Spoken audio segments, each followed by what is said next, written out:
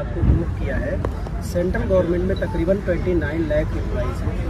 29 lakh employees में से बमुश्किल 0.5% ऐसे लोग होते हैं जिनकी सर्विस शॉर्ट लेंथ की होती है, मतलब विद इन 20 ईयर्स वो लोग रिटायर हो जाते हैं। क्योंकि हमारे सेंट्रल गवर्नमेंट में क्या है कि 27 साल के बाद एज बाउंडेशन है, आप नौकरी में नहीं आ सकते, यानी आप कम से कम 32 साल के लिए नौकरी करोगे। अगर आप SC कम्युनिटी से हैं, ST कम्युनिटी से हैं या OBC रिजर्व कैटेगरी से हैं तो आपको 30 और 32 तक आपको मिलता है, फिर भी आप 28 साल तक नौकरी करते हैं।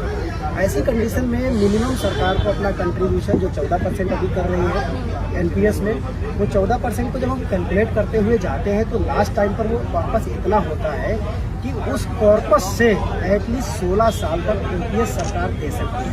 अब मैं जो आपको फैक्ट समझाने वाला हूँ कि हमारी लाइफ एक्सपेक्टेंसी केवल अभी 70 साल है।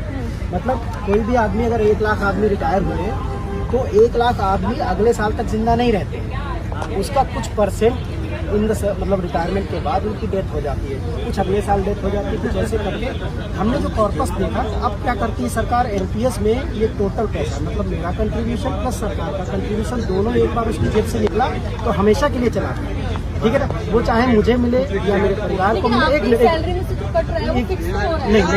मेरी बात नहीं, मैं जो यही बात बताना चाहता हूँ, एक बार जो सरकार की जेब से पैसा निकला या हमारी जेब से पैसा जो भी निकला, वो या तो हम उसको यूटिलाइज करते हैं या फिर वो कारपोरेट सेक्टर यूटिलाइज करते हैं। वो सरकार के पास कभी पैसा वापस नहीं जाता। सरकार जो बात इकोनॉमिक बर्डन की कह रही, मैं ये बात कहना चाहता हूँ कि आपने 30 साल 32 साल तक कंट्रीब्यूट किया, अब एक मुश्त राशि हो गई। मान लीजिए मैंने 4200-4600 ग्रेड पर नौकरी शुरू की थी, आज मेरे NPS अकाउंट में तकरीबन 44 लाख रुपए। रिटायरमेंट तक ये 6 करोड़ होगा, जिसमें से 2.5 करोड़ मेरा होगा और 3.5 करोड़ रुपए, आप लोग ध्यान से सुनिए, बहुत इंपॉर्टेंट फैक्टर है ये, 3.5 करोड़ रुपए उस समय गवर्नमेंट का कॉर्पस होगा।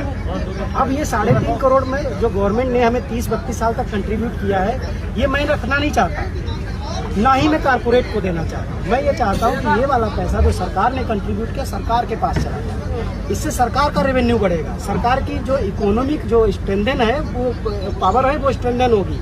तो हम ये जो बात कहना चाहते हैं, उसके बदले में आप हमें वही 50% वाली जिसको हम OPS कहते हैं, आप हमें वो प्रोवाइड कर दीजिए।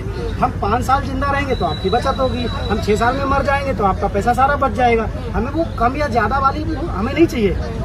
हम कह रहे हैं ये पैसा जब आपके पास 1 लाख लोगों का वापस जाएगा, यानी कि 1 लाख करोड़ रुपए जो है 2035 में, आप समझिए कि 1 लाख करोड़ रुपए की वैल्यू कितनी होगी, तो वो पैसा सरकार के पास वापस चला जाएगा, सरकार की इकोनॉमी एम्पावर होगी।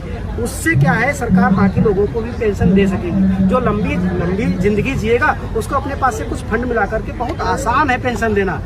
ये शगुफा कि ये भारत के ऊपर इकोनॉमिक बर्डन है, ये